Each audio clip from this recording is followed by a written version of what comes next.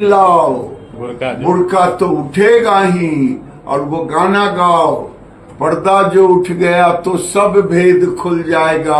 नमस्कार साथियों, मैं कमल किशोर कठेरिया।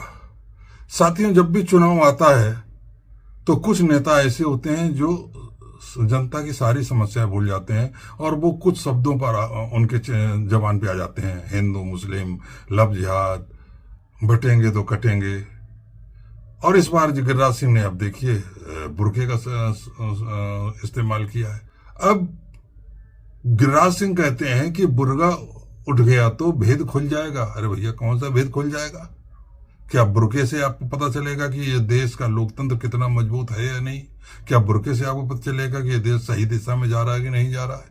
और यदि आपको इस बात की चिंता थी कि बुर्के की वजह से की आड़ में गलत वोटर या गलत महिला किसी दूसरी महिला का वोट न डाल दे, तो आप कहते कि साहब, चाहे हिंदू महिला हो चाहे मुस्लिम महिला हो, वोट डालते समय चुनाव अधिकारी उनकी पहचान ठीक से कर ले। क्योंकि आपको मालूम है कि हिंदू महिलाएं भी, खासतौर पर बहुएं जो होती हैं गांव देहात में, वो भी पल्लू करती हैं, घूंघट करती हैं। तो इसलिए पहचान तो उनकी भी जरूरी है। लेकिन आपने ऐसा नहीं कहा, क्योंकि अगर आप सारी महिलाओं के लिए कहते हैं, हिंदू मुस्लिम का भेद नहीं करते, तो मुद्दा ही ठंडा हो जाता है। और जब मुद्दा ठंडा होता है तो फिर आप चुनाव लड़ने में क्या मजा आता है?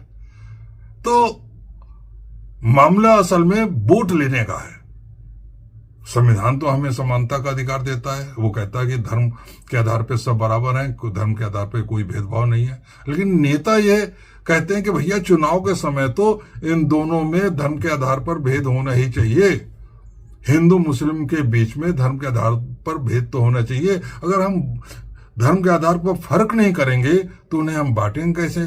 और जब हम बांटेंगे नहीं तो किसी धर्म विशिष्ट का वोट हमारी पार्टी को कैसे मिलेगा?